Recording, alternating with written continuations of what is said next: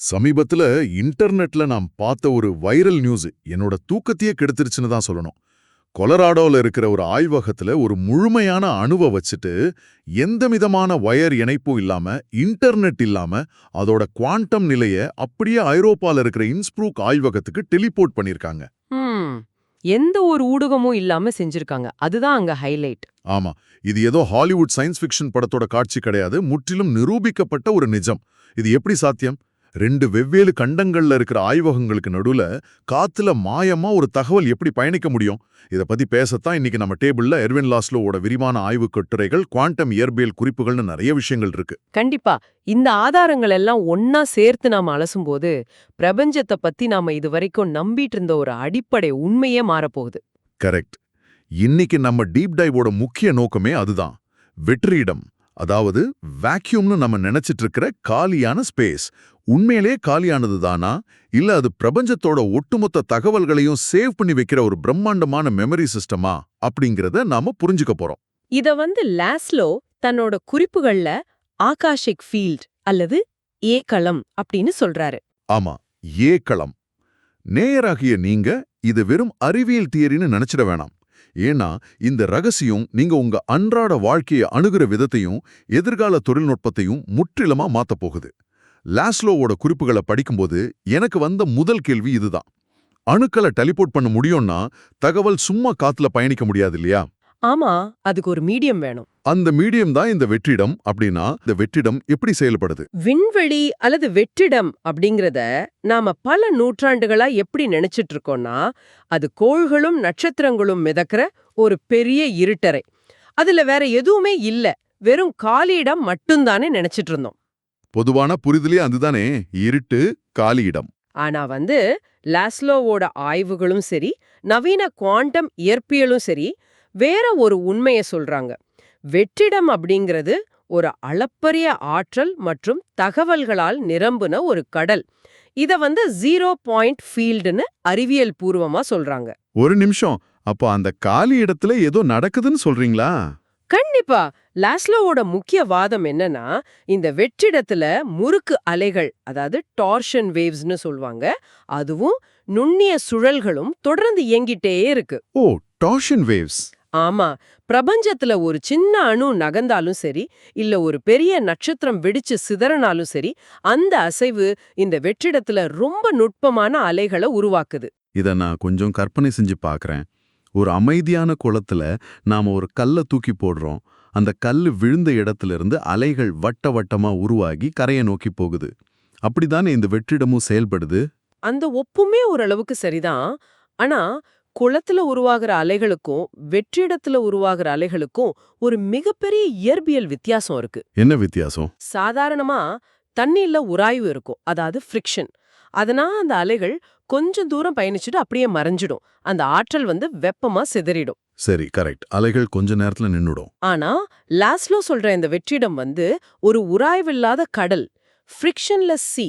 இங்க ஆற்றலை உறிஞ்சிக்கிற எந்த தடையும் கிடையாது, உராய்வும் கிடையாது. அப்போ அந்த உராய்வில்லாத கடல்ல உருவாகிற அலைகள் எந்த எனர்ஜி லாஸும் இல்லாம எப்பவுமே பிரபஞ்சம் முழுக்க தொடர்ந்து பயணிச்சுட்டே இருக்கும். இதுதான் இங்க இருக்கிற மிக முக்கியமான பாயிண்ட். பிரபஞ்சத்துல இருக்கிற ஒவ்வொரு பொருளும் இந்த வெற்றிட கடல்ல தொடர்ந்து நகர்ந்துட்டே இருக்கு. ம், அதனால பல நிகழ்வுகளோட அலைகள் தொடர்ந்து உருவாகி ஒன்றோடு ஒன்று மோதிட்டே இருக்கு. ரெண்டு வெவ்வேறு அலைகள் மோதும்போது அங்க ஒரு சிக்கலான குறுக்கீட்டு அமைப்பு, அதாவது இன்டர்ஃபெரன்ஸ் பேட்டர்ன் உருவாகுது. Okay, interference pattern. இது கொஞ்சம் டெக்னிக்கலா போகுதே. ரொம்ப சுலபமா சொல்லும்னா, ரெண்டு லேசர் கதிர்கள் ஒன்னா சேரும்போது எப்படி ஒரு முப்பரிமாண ஹோலோகிராம் உருவாகுதோ, அதே மாதிரி இந்த முறுக்கு அலைகளோட குறுக்கீடுகள் பிரபஞ்சத்தோட ஹோலோகிராஃபிக் மெமரி சிஸ்டமா மாறுது. வாவ், ஹோலோகிராஃபிக் மெமரியா? ஆமா, ஒரு பொருளோட வடிவம், அதோட இயக்கம், அதோட ஆற்றல் நிலைன்னு எல்லா தகவல்களும் அந்த அலைகளோட மோதல்ல ஒரு முப்பரிமாண வடிவம் பதிவாகியிருக்கு. அலைகள் மோதுறதுனால எப்படி ஒரு தகவல் சேவ் ஆக முடியும்னு புரிஞ்சுக்க கொஞ்சம் கஷ்டமா இருக்கு. இதை இன்னும் கொஞ்சம் ஈஸியா லாஜிக்கலா விளக்க முடியுமா? கண்டிப்பா. கடல்ல பல கப்பல்கள் ஒரே நேரத்துல பயணிக்குதுன்னு கற்பனை செஞ்சுக்கோங்க. ஒவ்வொரு கப்பலும் தனக்கு பின்னாடி ஒரு அலைச்சுவட்டை விட்டுட்டு போகும் இல்லையா? வேக்கன் ஷோல்டர்னு சொல்லுவாங்க. ஆமா, தண்ணியை கிழிச்சிட்டு போகும்போது அலைகள் வரும். கரெக்ட். அந்த அலைச்சுவடுகள் ஒன்றோடொன்று மோதும் இடங்களை ஒரு சூப்பர் கம்ப்யூட்டர் மூலமா நீங்க ரொம்ப துல்லியமா அளக்க முடிஞ்சா எந்தெந்த கப்பல்கள் எந்த திசையில எவ்வளவு வேகத்துல எவ்வளவு எடையோட பயணிச்சுதுன்னு முழு தகவலையும் அந்த அலைகளோட மோதல்லேருந்தே உங்களால மீட்டெடுக்க முடியும். அட, இது ரொம்ப அருமையான விளக்கம். லாஸ்லோவோட களம் செய்யறதும் இதேதான். ஒரு சாதாரண ஹோலோகிராம் படத்தோட ஒரு சின்ன துண்டை வெட்டி எடுத்து பார்த்தா கூட அதுல முழு படத்தோட தகவலும் இருக்கும். அதே போல இந்த வெற்றிடத்தோட ஒவ்வொரு புள்ளியிலையும் ஒட்டுமொத்த பிரபஞ்சத்தோட வரலாற்று தகவலும் அடங்கியிருக்கு. இது உண்மையாக இருந்தா இதோட விளைவுகள் கற்பனை கெட்டாதது. நேராகிய நீங்க காலையில எழுந்து காஃபி குடிக்கும்போது உங்க கைதசைகள் செய்யற அசைவு, உங்க உடம்புல இருக்கிற ஒவ்வொரு செல்லோட செயல்பாடுன்னு எல்லாமே இந்த வெற்றிடத்துல எப்பவுமே ஒரு ஹோலோகிராமா பதிவாகுது. எக்ஸாக்ட்லி. அதனால தான் கொலராடோல டெலிபோர்ட் செய்யப்பட்ட அந்த அணுவோட தகவல் வயர் இல்லாம எப்படி போச்சுன்னு நமக்கு இப்ப புரியுது. ஆமா, தகவல் வெளியிலிருந்து அனுப்பப்படல, அது இந்த ஏகலத்தோட ஹோலோகிராஃபிக் நெட்வொர்க் மூலமா உடனடியாக பெறப்பட்டிருக்கு. ஆனா இங்க எனக்கு ஒரு மிகப்பெரிய லாஜிக்கல் முரண்பாடு தோணுது. என்னது? இந்த வெற்றிடம் எல்லாத்தையும் நிரந்தரமா ஞாபகம் வச்சுக்குதுன்னா, நம்ம பிரபஞ்சம் உருவாவதற்கு முன்னாடி, அதாவது பிக் பேங்குக்கு முன்னாடி, அது எதை ஞாபகம் வச்சிருந்துச்சு? தொடக்கமே இல்லாத ஒண்ணுல எப்படி தகவல்கள் இருக்க முடியும்? இங்கேதான் லாஸ்லோவோட குறிப்புகள் இயற்பியலோட மிகச் சிக்கலான ஒரு புதிரை தொடுது. அறிவியல் அறிஞர்கள் ரொம்ப காலமா விவாதிச்சுட்டு இருக்கிற ஒரு பிரச்சனை என்னன்னா, fine tuning of the universe. அதாவது பிரபஞ்சத்தோட துல்லியமான சீரமைப்பு. ஆமா, நம்ம பிரபஞ்சம் உயிர்கள் வாழ்றதுக்கு ஏத்த வகையில ரொம்ப ரொம்ப நேர்த்தியா வடிவமைக்கப்பட்டிருக்கு. உதாரணத்துக்கு பிரபஞ்சம் விரிவடைவதற்கும் சுருங்குவதற்கும் இடைப்பட்ட ஒரு தன்மை இருக்கு. ஃபிளாட்னஸ்னு சொல்வாங்க. ஓகே, அந்த தட்டைத்தன்மை எப்படி இருக்கணும்? அது 10⁻⁴ அப்படிங்கிற அளவுல அதி துல்லியமா இருக்கணும். 1க்கு பக்கத்துல 50 0 போட்டா எவ்ளோ பெரிய நம்பரோ அதுல ஒரு பங்கு. அந்த அளவு மிக சிறிதளவு மாறி இருந்தா கூட பிரபஞ்சம் எப்பவோ சிதைஞ்சிருக்கும், இல்லனா வெடிச்சு சிதறி இருக்கும். இததானே சிலர் ஆந்த்ரோபிக் பிரின்சிபல்னு சொல்லுவாங்க. அதாவது நாம ரொம்ப லக்கி, ஏதோ லாட்டரி அடிச்ச மாதிரி இவ்ளோ பெரிய பிரபஞ்சத்துல தற்செயலா இந்த அளவீடுகள் சரியா அமைஞ்சிடுச்சுன்னு. அது வெறும் லக்கா இருக்க முடியாதா? அது ஒரு வாதமா இருந்தாலும் மேத்தமேட்டிக்கலா அந்த தற்செயலுக்கான சாத்தியக்கூறு ரொம்ப ரொம்ப குறைவு. லாஸ்லோ இதுக்கு ஒரு தீர்வு முன்வைக்கிறாரு. அதுதான் மெட்டாவர்ஸ், அதாவது பெரு பிரபஞ்சம் அப்படிங்கிற கான்செப்ட். மெட்டாவர்ஸ்னா இப்போ ஃபேஸ்புக் மார்க் சுக்கர்பர்க் சொல்ற அந்த மெட்டாவர்ஸ் இல்லையா? கண்டிப்பா இல்ல. இது காஸ்மிக் லெவல் மெட்டாவர்ஸ். நம்ம பிரபஞ்சம் ஏதோ சூன்யத்திலிருந்து தற்செயலா குருட்டு அதிர்ஷ்டத்துல ஒரு முறை மட்டும் உருவானது கிடையாது. பல பிரபஞ்சங்கள் தொடர்ந்து தோன்றி விரிவடைஞ்சு அப்புறம் சுருங்கி அழியிற ஒரு முடிவற்ற சுழற்சியில இருக்கு. சக்சசிவ் யூனிவர்சஸ்னு சொல்வாங்க. ஓ, அப்போ நமக்கு முன்னாடியும் பல பிரபஞ்சங்கள் இருந்திருக்கு? ஆமா, அந்த முந்தைய பிரபஞ்சங்கள் தோன்றும்போதே அவை எப்படி செயல்பட்டன, அதோட பௌதிக விதிகள் எப்படி இருந்துச்சு அப்படிங்கிற ஒட்டுமொத்த அனுபவங்களும் தகவல்களும் இந்த ஏகலத்தோட ஹோலோகிராஃபிக் மெமரியில ரொம்ப ஆழமா பதிவாயிடுச்சு. அதாவது நம்ம பிரபஞ்சம் ஒரு எம்டியான இடத்துல இருந்து தொடங்கல. அது ஏற்கனவே பல ட்ரில்லியன் வருஷங்களா தகவல்கள் சேவ் பண்ணப்பட்ட ஒரு ஹார்ட் டிரைவ்ல இருந்து தன்னோட இயக்கத்தை தொடங்கியிருக்கு, அப்படிதானே? கரெக்ட். ஒரு குழந்தையோட டிஎன்ஏ எப்படி முந்தைய பல தலைமுறைகளா சேகரிக்கப்பட்ட தகவல்களை பெற்றோர்கிட்ட இருந்து வாங்குதோ, அதே மாதிரி முந்தைய பிரபஞ்சங்களோட கற்றல் ஏகளம் மூலமா நம்ம பிக் பேங்குக்கு கடத்தப்பட்டிருக்கு. அடடா, அதனாலதான் நம்ம பிரபஞ்சம் எந்த தடுமாற்றமும் இல்லாம இவ்வளவு துல்லியமா ஆரம்பத்துல இருந்தே செட் ஆயிருக்கு. காலம் அப்படிங்கிற கண்ணோட்டத்துல இந்த ஏக்களம் எப்படி செயல்படுதுன்னு இப்போ நல்லா புரியுது. ஆனா அதாவது ஸ்பேஸ்னு வரும்போது ஒரு பெரிய சிக்கல் இருக்கே. நம்ம பிரபஞ்சம் ஒளியின் வேகத்தை விட வேகமா விரிவடைஞ்சிட்டு இருக்கு. பல பில்லியன் ஒளியாண்டுகள் தொலைவுல இருக்கிற இடங்களுக்கு நடுவுல ஒளியால கூட பயணிக்க முடியாது. அப்படி இருக்கும்போது இந்த ஏக்களம் எப்படி அவ்வளோ பெரிய தூரத்தை கனெக்ட் பண்ண முடியும்? நீங்க கேக்குறது காஸ்மாலஜில ரொம்ப முக்கியமான ஒரு முரண்பாடு. இத தொடுவான சிக்கல், அதாவது ஹொரைசன் ப்ராப்ளம்னு சொல்வாங்க. ஹொரைசன் ப்ராப்ளம், இத பத்தி கொஞ்சம் தெளிவா சொல்லுங்களேன். அதாவது விண்வெளியோட ஒரு மூலையில இருக்கிற ஒரு விண்மீன் திரளோட வெப்பநிலையும் அமைப்பும் பல பில்லியன் ஒளியாண்டுகள் தாண்டி மறுமூலையில இருக்கிற இன்னொரு விண்மீன் திரளோட அமைப்பும் ஒரே மாதிரி இருக்கு. ஓகே. ஒளியால கூட அந்த ரெண்டுக்கும் நடுவுல பயணிச்சு தகவல்களை பரிமாறிக்க முடியாது. அப்படிங்கும்போது அது ரெண்டும் எப்படி ஒரே மாதிரி சீரா பரிணாமம் அடைஞ்சது, அதுங்களுக்கு நடுவுல இந்த ஒத்துசேவை எப்படி வந்துச்சு? ஆமா, ஒளியின் வேகம்னா பிரபஞ்சத்தோட அதிகபட்ச வேகம்னு ஐன்ஸ்டீன் சொல்லியிருக்காரு. அதை வச்சு பார்த்தா இதுக்கு விடையே இல்லையே. அங்கதான் நாம முன்னாடி பேசின டார்ஷன் வேவ்ஸ், அதாவது முறுக்கு அலைகளோட வேகம் முக்கிய பங்கு வகிக்குது. லாஸ்லோவோட தரவுகள்ல மேற்கோள் காட்டப்படுற ரஷ்ய விஞ்ஞானிகளோட கணிப்புப்படி பாத்தீங்கன்னா இந்த வெற்றிடத்துல உருவாகிற முறுக்கு அலைகள் ஒளியின் வேகத்தை விட 1 பில்லியன் மடங்கு வேகமா பயணிக்கக்கூடியவை. 1 பில்லியன் மடங்கா? ஆமா, சில குவாண்டம் தியாரிகள்ல இதுக்கு பயண நேரம் அப்படிங்கிற ஒன்னே கிடையாது. இதுங்க தகவல்களை இன்ஸ்டன்டா கனெக்ட் பண்ணுது. இன்ஸ்டன்டானா எந்த டைம் டிலேயும் இல்லாம? எந்த காலதாமதமும் இல்லாம. இதோட அர்த்தம் என்னன்னா ஏகலம் அப்படிங்கிறது பிரபஞ்சத்தோட ஒரு முனையையும் மறுமுனையையும் உடனடியாக இணைக்கிற ஒரு தடையற்ற ஊடகம். இது உண்மையிலேயே மூளை உறைய வைக்கிற ஒரு சிந்தனை. நம்ம வானத்தை பார்க்கும்போது நட்சத்திரங்களுக்கு நடுவுல இருக்கிற இருண்ட காலி இடத்தை ஒரு இடைவெளி இல்லனா செப்பரேஷன் தான் நினைக்கிறோம். ஆனா அந்த இடைவெளி ஒரு மாய. கண்டிப்பா. பில்லியன் ஒளியாண்டுகளுக்கு அப்பால் நடக்கிற ஒரு நிகழ்வும் பூமியில நாம இப்போ பேசிட்டு இருக்கிற இந்த நொடியும் ஏகலத்தின் மூலமா தொடர்ந்து பேசிட்டே இருக்கு. பிரபஞ்சம் அப்படிங்கிறது தனித்தனி தீவுகள் மிதக்கிற ஒரு தொட்டி கிடையாது. அது ஒவ்வொரு செல்களும் ஒன்றோடொன்று இணைக்கப்பட்ட ஒரு மாபெரும் உயிரினம் மாதிரி செயல்படுது. அந்த புரிதல் ரொம்ப ரொம்ப முக்கியம். ஆனா பாத்தீங்கன்னா இது வெறும் விண்வெளிக்கான ஈர்ப்பியல் விதி மட்டும் கிடையாது. இந்த ஏகலத்தோட தாக்கம் பிரபஞ்ச அளவோட நின்றுறதில்ல. பூமியில இருக்கிற உயிரினங்கள் மீதும் மனிதர்களாகிய நம்ம பரிணாமத்தின் மீதும் அதை நேரடியாக தலையிடுது அப்படிங்கிறது தான் லாஸ்லோவோட ஆராய்ச்சியோட அடுத்த கட்டம். ஒரு நிமிஷம். டார்வினோட பரிணாம வளர்ச்சி கொள்கையில ஏகலம் தலையிடுதா? உயிரினங்கள் தற்செயலான மரபணு மாற்றங்கள் மூலமாவும் இயற்கை தேர்வு மூலமாவும் பல மில்லியன் வருஷங்களா படிப்படியா தூண்டுச்சுன்னு தானே நம்ம பயாலஜில படிச்சிருக்கோம். இதுல பிரபஞ்ச வெற்றிடத்துக்கு என்ன வேலை? இது கொஞ்சம் சயின்ஸை விட மேஜிக் மாதிரி தோணுதே. உயிரியல்லையும் விடை தெரியாத ஒரு பெரிய கேள்வி இருக்கு. பூமியோட தொடக்க காலத்தை எடுத்துக்குவோம். பூமி குளிர்ந்து உயிர்கள் தோன்ற தகுதியான சூழல் உருவான பிறகு வெறும் 500 மில்லியன் வருஷங்கள்ல மிகச் சிக்கலான நீல பச்சை பாசிகள் எப்படி உருவாயிச்சு? ப்ளூ கிரீன் ஆல்கான்னு சொல்லுவாங்களே, அதுவா? ஆமா, ஒரு பாசியோட மரபணு கட்டமைப்பு அப்படிங்கிறது நம்ம கற்பனை செய்ய முடியாத அளவு ரொம்ப சிக்கலானது. வெறும் தற்செயலான வேதியியல் மாற்றங்களால மட்டும் இவ்வளவு சீக்கிரமா இவ்வளவு சிக்கலான உயிரமைப்புகள் உருவாகிவிடவே முடியாது. ஆனா தற்செயலா கெமிக்கல்ஸ் ஒன்னா சேர்ந்து உருவாயிருக்கலாமே. லாஸ்லோவோட புக்ல ஃப்ரெட் ஹாயல் அப்படிங்கிற விஞ்ஞானியோட ரொம்ப ஆழமான ஒரு ஒப்புமை இருக்கு. அதாவது ஒரு பெரிய சூறாவளி காத்து ஒரு பழைய உதிரி பாகங்கள் நிறைந்த இரும்பு கடையில வீசுதுன்னு வச்சுப்போம். ஓகே, ஒரு ஸ்கிராப் யார்ட்ல புயல் அடிக்குது. அங்க இருக்கிற பொருட்கள் எல்லாம் காத்துல சுழன்று தற்செயலா ஒன்றோடொன்று இணைஞ்சு தானாகவே ஒரு போயிங் 747 விமானத்தை உருவாக்குறதுக்கு சமம் இதுன்னு அவர் சொல்றாரு. ஹஹா, ஒரு கோயிங் விமானம் தானா உருவாகிறதா? அதெல்லாம் சான்ஸே இல்ல. ஒரு குரங்கு டைப்ரைட்டர்ல தற்செயலா டைப் செஞ்சு ஷேக்ஸ்பியர் நாடகத்தை எழுதிடுச்சுன்னு சொல்ற மாதிரி இருக்கு. இதுக்கான வாய்ப்பு மிக மிக குறைவு. எக்ஸாக்ட்லி.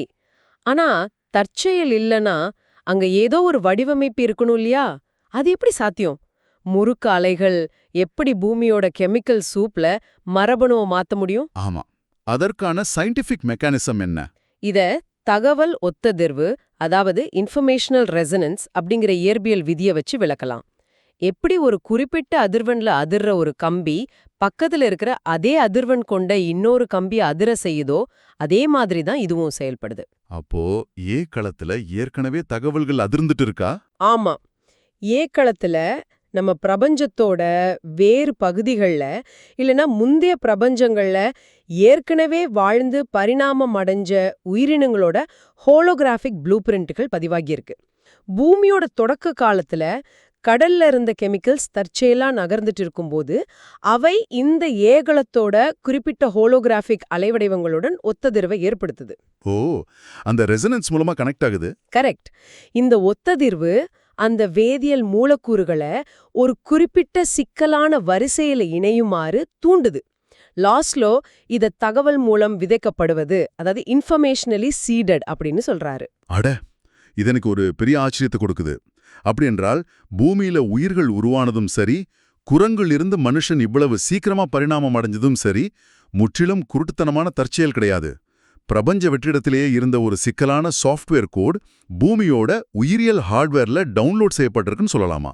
ரொம்ப ஆழமான நேர்த்தியான புரிதல் அது. அதனாலதான் சுற்றுச்சூழல் மாறும்போது உயிரினங்களால தங்களை ரொம்ப சீக்கிரமாவும் சிக்கலாவும் தகவமைச்சிக்க முடியுது. ஒவ்வொரு தலைமுறையோட அனுபவமும் இந்த களத்துல சேவாகி அடுத்த தலைமுறைக்கு தடையின்றி வழிகாட்டுது. வாவ், பிரபஞ்சம் கோடிக்கணக்கான வருஷங்களா செஞ்சுட்டு வர இந்த மாபெரும் தகவல் பரிமாற்றத்தையும் டெலிபோர்ட்டிங்கையும் நாம இப்போதான் அறிவியல் ரீதியா கொஞ்சம் கொஞ்சமா புரிஞ்சுக்க தொடங்கியிருக்கோம். உண்மைதான். நிகழ்ச்சியோட தொடக்கத்துல நாம பேசின கொலராடோ வைரல் செய்திக்கு மீண்டும் வருவோம். ஒரு அணுவோட தகவலை இந்த ஏக்களத்தின் மூலமா டெலிபோர்ட் பண்ண முடியும்னா எதிர்காலத்துல இயற்கையோட இந்த ஆழமான தகவல் தொழில்நுட்பத்தை, அதாவது நேச்சர்ஸ் ஐடி சிஸ்டம மனிதர்களாகிய நாம எப்படி பயன்படுத்த போறோம்? இதோட நடைமுறை சாத்தியங்கள் என்னென்ன? இதோட சாத்தியங்கள் சயின்ஸ் ஃபிக்ஷனை விட ரொம்ப ஆச்சரியமானவ. குவாண்டம் கம்யூனிகேஷன் தான் எதிர்காலத்தோட அடிப்படை தொழில்நுட்பமா மாறப்போகுது. டேட்டாவை அனுப்ப நமக்கு ஃபைபர் ஆப்டிக் கேபிள்களோ ரேடியோ டவர்களோ தேவைப்படாது. ஆற்றல் விரயம் இல்லாம உடனடியாக தகவல்களை பரிமாறும் அதிவேக குவாண்டம் கம்ப்யூட்டர்கள் உருவாகும். அப்போ கம்யூனிகேஷன் டிலேயே இருக்காதா? கண்டிப்பா இருக்காது. செவ்வாய் கிரகத்துல இருக்கிற ஒரு ரோவர் கூட பூமியில இருந்து கம்யூனிகேட் பண்ண சிக்னல் போயிட்டு வர 20 நிமிஷம் நாம காத்திருக்க தேவையில்லை. அது இன்ஸ்டன்டா நடக்கும். டேட்டாவை அனுப்புறது சரி, ஆனா லாஸ்லோவோட குறிப்புகள்ல மனித எண்ணங்களை கூட டெலிபோர்ட் பண்ண முடியும்னு நான் ஒரு இடத்துல படிச்சேன். அது எப்படி ஒரு இயற்பியல் கோட்பாடா இருக்க முடியும்? மைண்ட் ரீடிங் மாதிரி இருக்கு. அது மைண்ட் ரீடிங் இல்ல, டெலபதி. மனித மூளை அப்படிங்கிறது சிக்கலான மின் அலைகளால் இயங்குற ஒரு உறுப்பு தானே. அந்த அலைகளும் ஏகலத்துல குறுக்கீட்டு அமைப்புகளை ஏற்படுத்துது. லாஸ்லோ இதுக்கு ஒரு சுவாரஸ்யமான உளவியல் பரிசோதனையை முன்வைக்கிறாரு. என்ன பரிசோதனை அது? ஆர்ஷி மற்றும் பெட்டின்னு உணர்வு பூர்வமா ரொம்ப நெருக்கமான 2 பேரை கற்பனை செஞ்சுக்கோங்க. 3வது நபரா பெட்ரா அப்படிங்கிறவங்க இருக்காங்க. ஆர்ச்சியும் பெட்ராவும் ஆழ்ந்த தியான நிலையில தங்களோட மூளை அலைகளை ஒரு குறிப்பிட்ட ஒத்திசைவுக்கு கொண்டு வராங்க. ஓகே, சிங்க் பண்றாங்க. ஆமா. அப்போ பெட்ரா தன்னோட மனசுல ஒரு குறிப்பிட்ட எண்ணத்தையோ இல்ல ஒரு படத்தையோ ரொம்ப ஆழமா விஷுவலைஸ் பண்றாங்க. அந்த எண்ணம் ஏகலத்துல அழுத்தமா பதியுது. அதே நொடியில பல மைல்கள் தள்ளி எந்த தொடர்பும் இல்லாம தியான நிலையில இருக்கிற பெட்டியோட மனசுல அந்த படம் அல்லது எண்ணம் உதிக்குது. இது ஏகலம் மூலமா நடக்கிற எண்ண பரிமாற்றம். வாவ்! அப்ப நம்ம மூளைகள் எல்லாமே ஒரு மாபெரும் வைஃபை நெட்வொர்க்ல கனெக்ட் பண்ணப்பட்ட ஸ்மார்ட் போன்கள் மாதிரி செயல்படுதுன்னு நம்ம சொல்லலாம். ஒரு போன்ல டைப் பண்ற மெசேஜ் கிளவுட் வழியா இன்னொரு போனுக்கு போற மாதிரி ஒரு மூளையோட எண்ணம் வெற்றிடத்தோட கிளவுட் வழியா இன்னொரு மூளைக்கு இன்ஸ்டன்ட்டா போகுது. Perfect analogy. சில நேரங்கள்ல நமக்கு புது ஐடியாக்கள் எங்க இருந்தோ திடீர்னு உதிக்குதுன்னு நம்ம நினைப்போம். ஆனா நாம புதுசா எந்த தகவலையும் உருவாக்குறதில்ல. பிரபஞ்சத்தோட ஏக்களத்துல ஏற்கனவே இருக்கிற தகவல்களை நாம டவுன்லோட் செஞ்சுக்கிறோம். அப்படிதானே?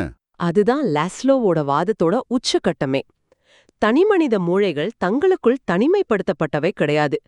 அவை ஒட்டுமொத்த பிரபஞ்சத்தோட தகவல்களோடும் தொடர்பு கொள்ளும் திறன் படைத்தவை. அறிவியலும் பல 1000 ஆண்டுகளா சொல்லப்பட்டு வர்ற மெஞ்ஞானமும் சந்திக்கிற புள்ளி இதுதான். பிரபஞ்சம் அப்படிங்கிறது உயிரற்ற ஜடப்பொருள்களோட தொகுப்பு கிடையாது. அது தகவல்களை பரிமாறிக்கிற, தன்னைத்தானே உணர்ந்து செயல்படுற ஒரு மாபெரும் நெட்வொர்க். இந்த ஆதாரங்களை எல்லாம் அலசின பிறகு நேராக நீங்க உங்களை சுற்றியுள்ள காலியான இடத்தை இனி அதே பார்வையோட கண்டிப்பா பார்க்க முடியாது. புகழ்பெற்ற உளவியலாளர் வில்லியம் ஜேம்ஸ் ஒரு முறை ரொம்ப ஆழமா சொன்னாரு. நாம் மேற்பரப்பில் தனித்தனி தீவுகளாக தெரிந்தாலும் கடலின் ஆழத்தில் ஒன்றோடொன்று இணைக்கப்பட்டுள்ளோம் அப்படின்னு. குவாண்டம் வெற்றிடம் அப்படிங்கிறது இருண்ட காலியான இடம் கிடையாது. அதுவே நம் அனைவரையும் இணைக்கும் பிரபஞ்சத்தின் மாபெரும் நினைவகம். ரொம்ப அற்புதமான ஒரு மேற்கோள் அது. இந்த விரிவான ஆய்வோட முடிவுல நான் உங்க மனசுல ஒரு ஆழமான கேள்வியை விதைக்க விரும்புறேன். இந்த ஏகலம் அப்படிங்கிறத பிரபஞ்சத்தோட அழியாத நினைவகம்னா அது எதையும் மறக்கறதில்லன்னு அர்த்தம். நீங்க ரகசியமா சிந்திக்கிற ஒவ்வொரு எண்ணமும், நீங்க செய்யற ஒவ்வொரு சின்ன செயலும், உங்க சந்தோஷம், கோவம், கருணைன்னு எல்லாமே இந்த வெற்றிடத்துல ஒரு முப்பரிமாண ஹோலோகிராமா நிரந்தரமா எப்பவுமே அழிக்க முடியாம சேவாயிட்டு இருக்கு. பிரபஞ்சத்தோட இந்த மாபெரும் ஹார்ட் டிரைவ்ல உங்களோட ஒட்டுமொத்த வாழ்க்கையும் ஒரு நிரந்தர ரெக்கார்ட் ஆயிட்டு இருக்குன்னு இப்போ உங்களுக்கு அறிவியல் பூர்வமா தெரிஞ்சிடுச்சு. அப்படியென்றால் நாளைக்கு காலையில நீங்க கண்விழிக்கும் போது உங்க எண்ணங்களையும் செயல்களையும் நீங்க எப்படி தேர்ந்தெடுக்க போறீங்க? சிந்திச்சு பாருங்க.